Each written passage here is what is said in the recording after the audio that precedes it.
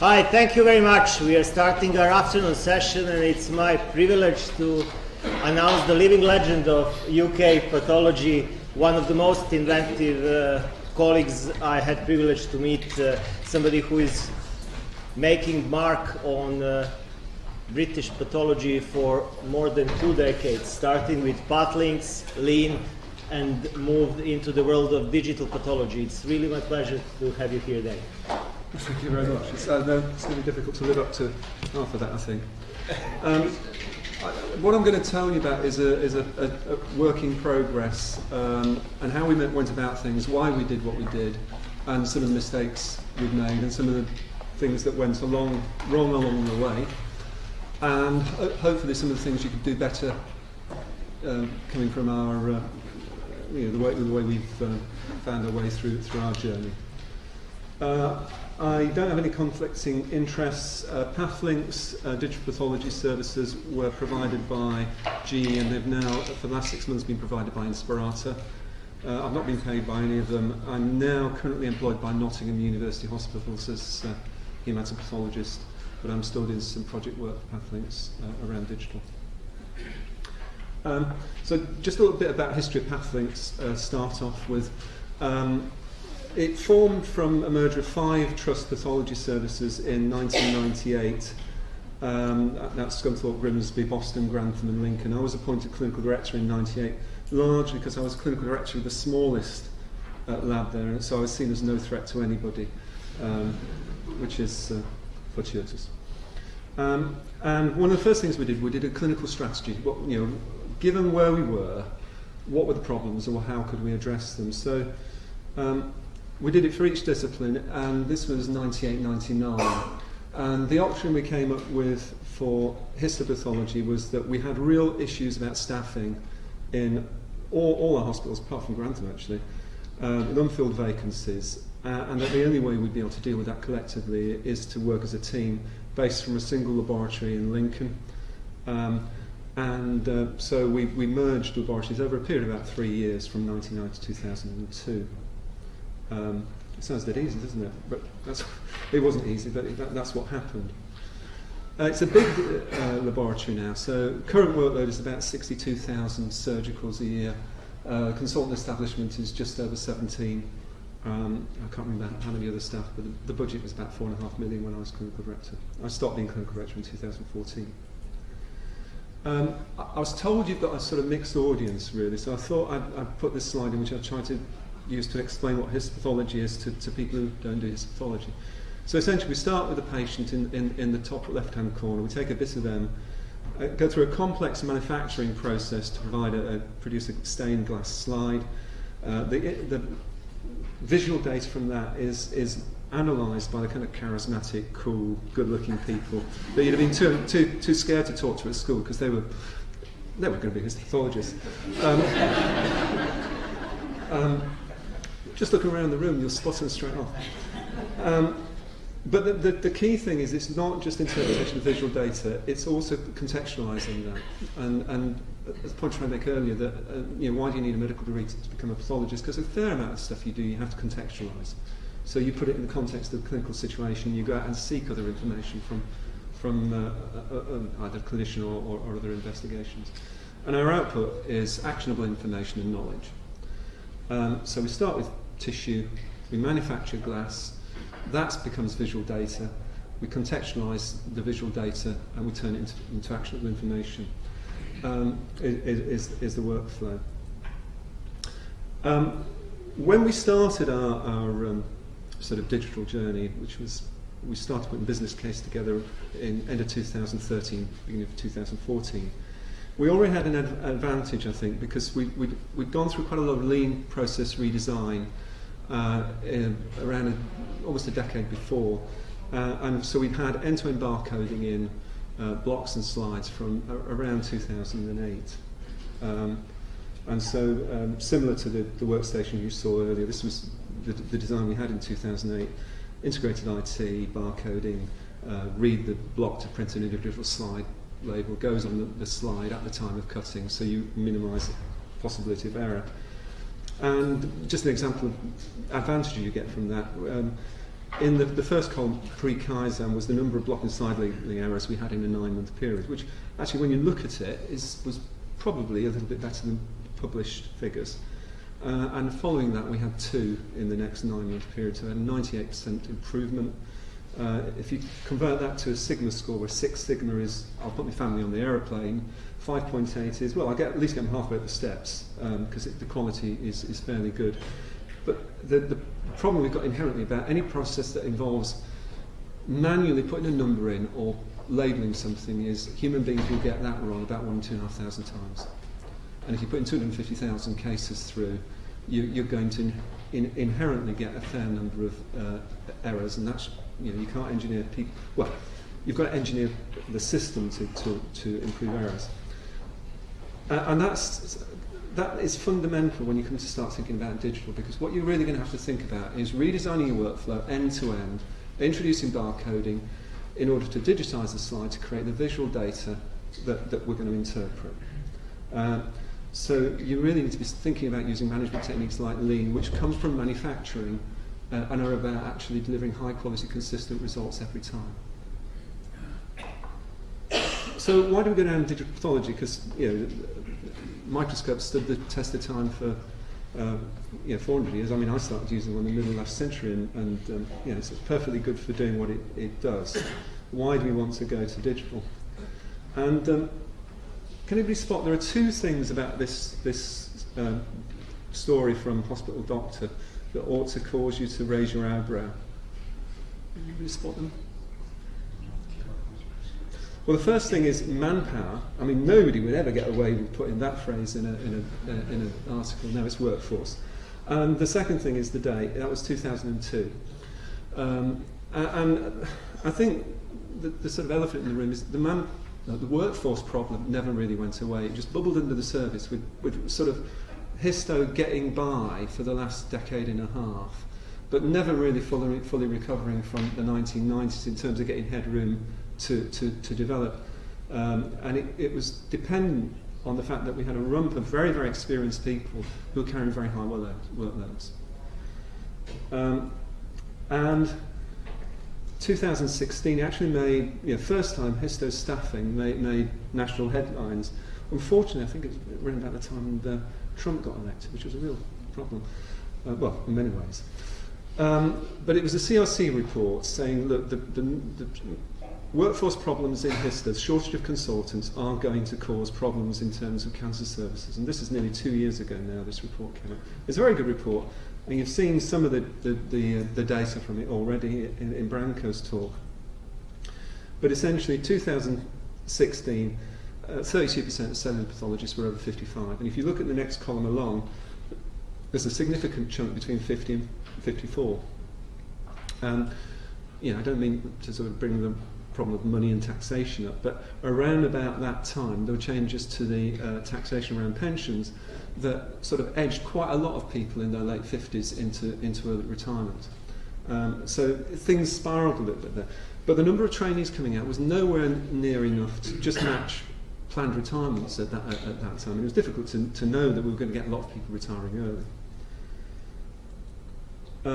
For Pathlinks, the analysis we've really done, this is something that went into our business case in 2015. For 62% of our consultants were over 56.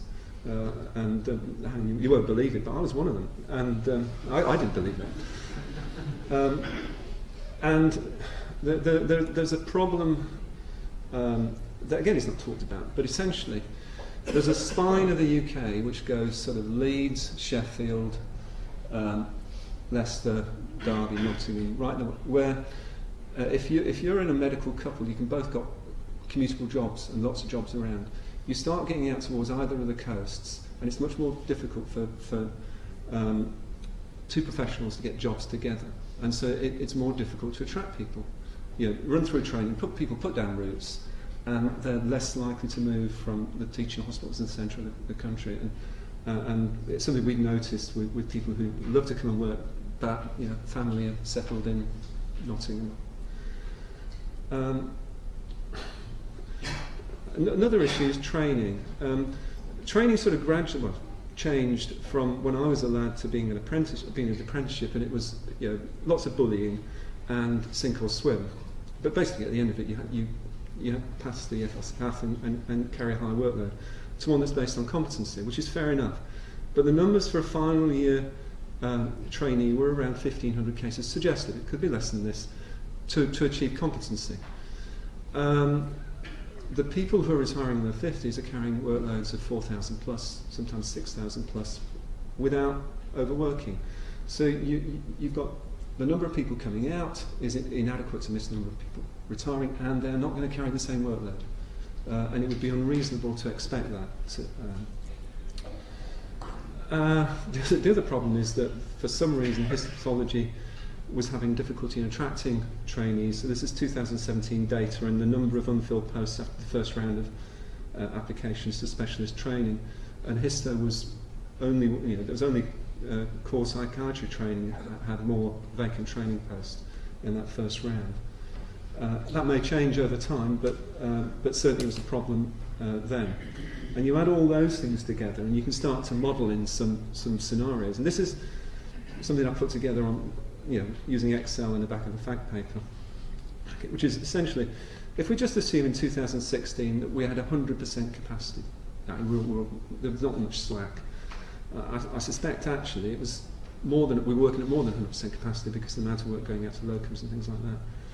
And then just map in the gap that if all these trainees came out and actually one for one were able to get in and replace the people who retired, by 2021 you'd have about an 18% gap. That's no workload growth. You're going to have about 18% gap by 2021. And this is just simple modelling. If you model in a little bit of workload growth and the fact that, say, let's have our trainees coming in and doing half the work of a consultant retiree, and over 5 years they get up to parity, doing the same amount of work as somebody who's in their late 50s was doing, you end up with a 30% gap, and it could be a lot worse than that, because we don't know. There's no easy way to model this because they're all just assumptions. Before I did this, I did a course on modelling from University of Michigan, and the takeaway line was all models are wrong, but some are useful. So bear that in mind when economists tell you anything.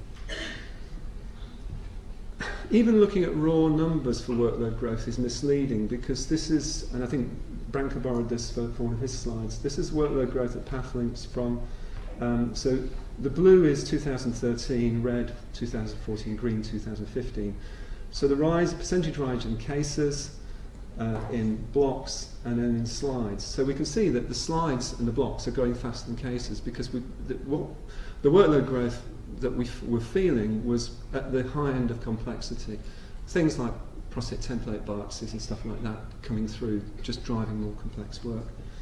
So even the raw numbers about workload increase don't tell the whole story and just how tough it's going to be. I hope I've not depressed you too much.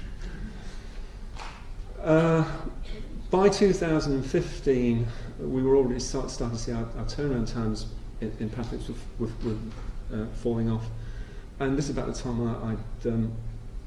I'd stopped being clinical director.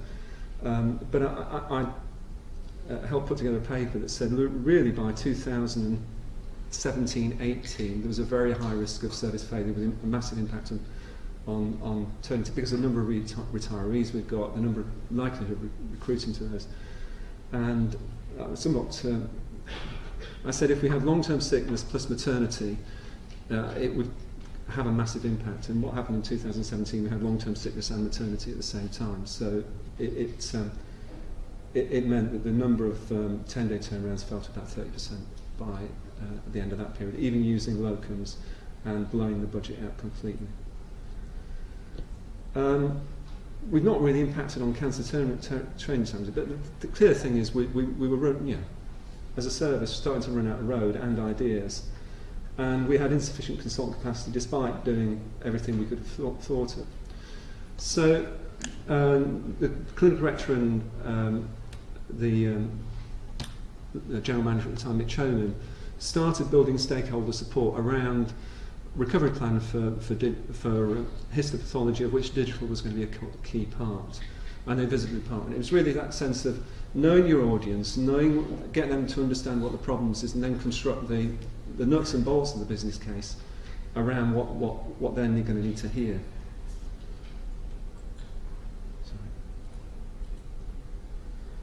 I'll not labour this, but certainly the digital pathology providers were saying you're going to get 10-15% improvement in capacity because of getting waste out of processes.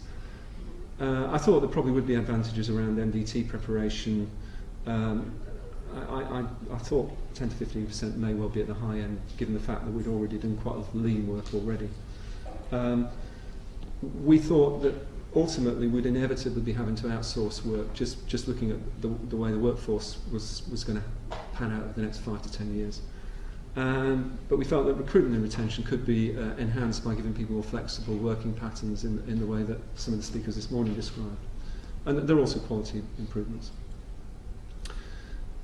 In Pathlinks, we'd had very good in-house IT support. A lot of it led by Mick Chairman, who's the general manager, and so we'd already written, I say we, I didn't actually write any of it, as a team we'd written a results reporting system that became Ordercoms and then morphed into the Trust CPR.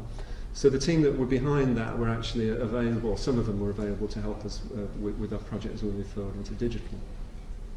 And the vision in the business case that we'd have a pathologist workstation with access to all the contextual stuff you could require in terms of clinical data, radiology, so somebody could work from anywhere. Outline business case went through November 2015. So the end of 2015, we got agreement for that. We went through NHS supplies framework. There was already agreement in place for PACS in the East Midlands, because there was something called MRAD, which is an East Midlands radiology network, which GE had provided, and digital pathology had been part of that tender. So it was possible just to buy off the framework for that tender, which both saved time and was more cost effective. So we went with the GE's Omnic system, which we'd been down to look at Dave Sneed's system in Coventry and Warwick, and we spent a lot of time looking at other systems as well. It's a managed service contract, initially for 3 years. So implementation started in April 2016, and a lot of that was around getting the LIS integration sorted, validating the scanners, the fact that the numbers were coming over. So that took really about 6 months to get all that in place. However, you think you contract with the largest supplier of medical equipment in the world, that you'd be pretty safe they're not going to go out of business. Well, you'd be wrong, because they dissolved their joint venture with the University of Pittsburgh Medical Centre in about 3 months after we started implementation. And they made a strategic decision to stop manufacturing scanners and stop marketing their scanners. To be frank, they were a bit paralysed as an organisation, because essentially the division within this massive multinational corporation didn't know what was going to be happening to them, both in the States and the UK. There were delays to software upgrades, and I think there's also a lack of shared understanding about what we were talking about in terms of integration and workflow.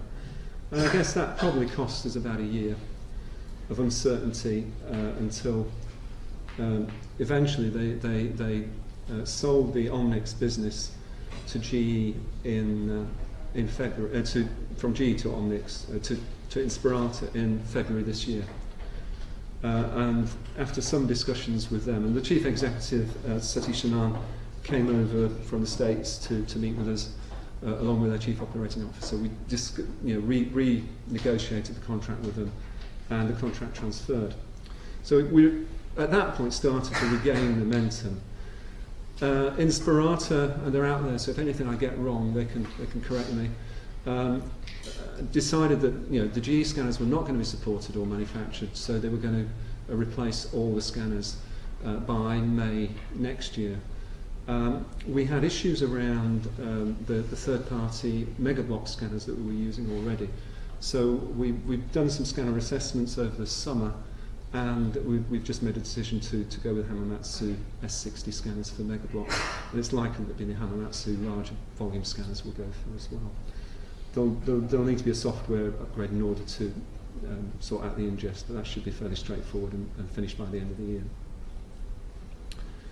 We started diagnostic reporting in November 2016. Now, my experience with technology and pathologists is that you get one shot, generally.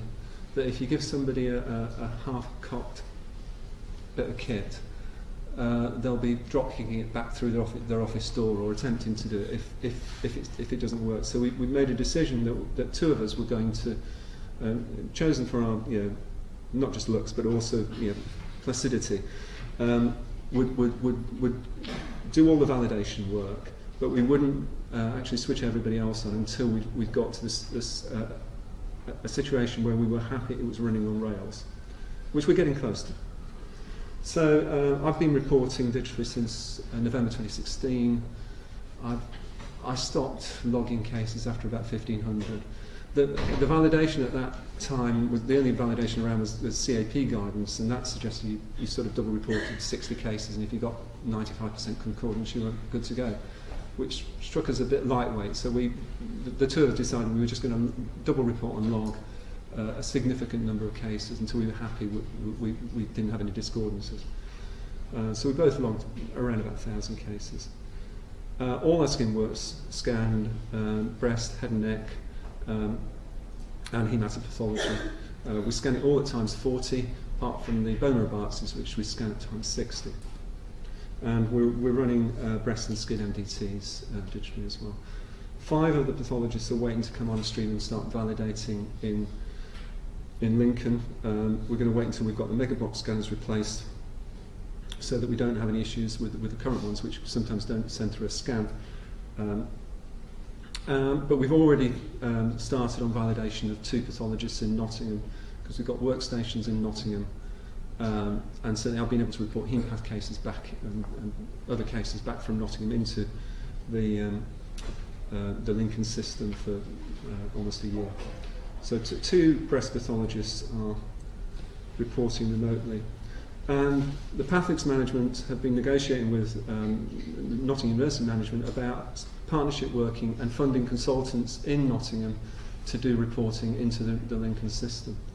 And just about at the point of, the funding's been agreed for Pathics, the business case is going forward for additional consultant in breast pathology. We've also had a former colleague who now lives and works in Australia come over and do a locum to do some validation for us. He's going to come back and do some more next year.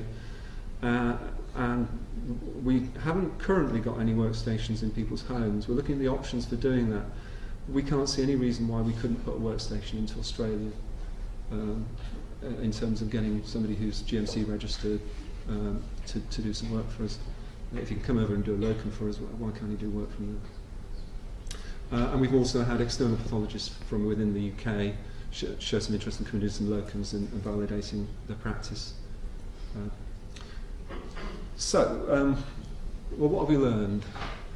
First one is it works, and that's quite an important thing to learn, because when we started off, there were just 1 or 2 labs that were doing any diagnostic reporting, and you've always got to have that. Well, does it actually work? Well, yeah, it works, and like the rest of them, I much prefer reporting digitally because I won't have to use glass for all sorts of reasons.